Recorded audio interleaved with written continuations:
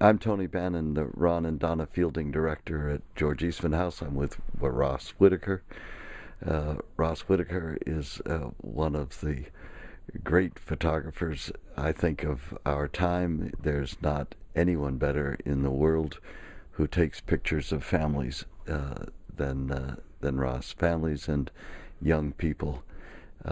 But recently, he has expanded his reach into moving image and full media packaged image, and has done the podcasts for George Eastman House, which have won the award for the best podcasts of any museum in the country. You have taken the measure of our time, it seems to me, and made the decision that still photography, while central to your activity, is not sufficient to take the pulse of the time that we're in, and you've made the jump into full package media.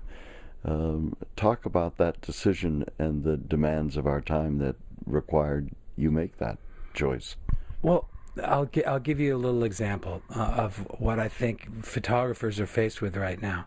I did a body of work about my commute when I lived outside of Manhattan. I took New Jersey Transit to work every day for 20 years. And I decided to take that mundane activity and see if I could get some sort of something interesting to look at. And so for 5 years I photographed that commute. And I had a show. It used to be that was enough. That was enough. You had a show. And now if you want to have people see that, you need to have a book, a show, and a multimedia file that goes up on YouTube and Facebook and your own website. You need to have more depth now in how you visually present things, because people demand that more. People of different generations see things different ways. Some people are perfectly content and perfectly engaged with a print still image. It's more compelling for them. They can control it. It's tactile. They can turn the page. They can stand in a gallery and look at it. Other people of a different generation or just a different ilk, that's not enough. They would much prefer to look at a screen. And neither is right or wrong. It just is. And so I just think that photographers have to make sure that all bases are covered. That if you have a story to tell, you need to tell it in as many ways as need be. You know, one of Ed Cashy was here this week, and he's brilliant at that. Every project he does is presented in every way he possibly can, so that people can get the message. What are the basic qualities of excellence in photographs of children? I think the thing with photographing children is to be a voyeur on who they are, instead of arriving in the room and deciding as an adult how they are to behave. Smile for your grandmother. Smile for your mother. Smile. Smile.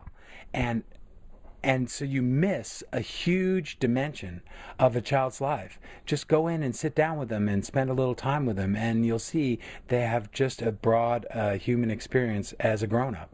And just let them be, and be a voyeur on that, and gently coax them into something that you envision that would maybe show them in a better light. Once a scene is set, then let the actors find their own way and be ready and get it, and then you get some magic moments. You've done now some work just recently that is not in a studio, but it's on a Little League baseball diamond.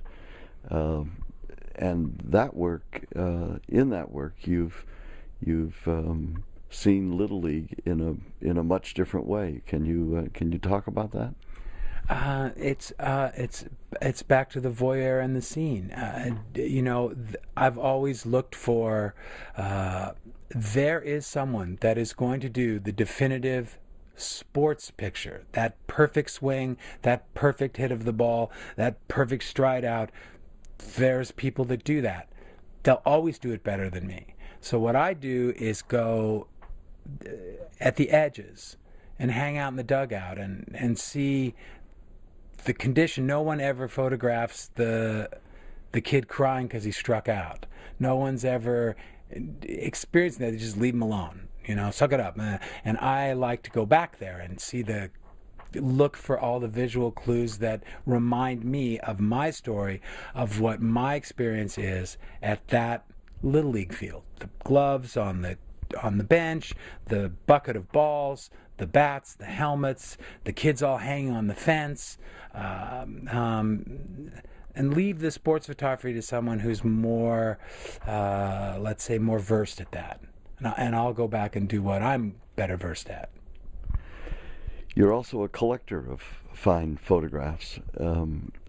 Name a photograph, describe it, that just one, that inspires you. Inspirational pictures, I think it's more certain pictures just move me in a visceral way. I've always been a fan of Mr. Penn, of Irving Penn, and I have a picture of his that was sort of in the bottom of the bin at the Pace McGill Gallery in New York, and it was sort of neglected, and it was a small dye transfer of a picture he did in 1955 of a little bowl of bouillabaisse in Normandy, and it's on a wrinkled tablecloth, and it's just beautiful. And that one little dye transfer was not something that I was ready to mortgage my house for. So Mr. Penn graciously conceded to make an edition of large Fujichrome prints, and now on my wall in my kitchen I have this beautiful picture of Mr. Penn of bouillabaisse, and it's so simple and so it's just a captured moment that's just right. And I have lots in my collection that just I love just looking at them in a visceral way. It defies words. I just look at it and I'm moved, which is what photography is for me. It's not about words. It's about that visceral feeling when you glance at something and it moves you. Let me end by asking why one should bother collecting photographs. I think if you can pick up an object and hold it in your hand and it moves you emotionally, be it a ceramic bowl, a sculpture, a carved piece of wood, something that was made for the sense of just engaging someone's emotions, it has a value to have in your life. And so I seek out certain pictures that I just think that's wonderful. I would like to look at that a lot. And so that's why I think it has a value.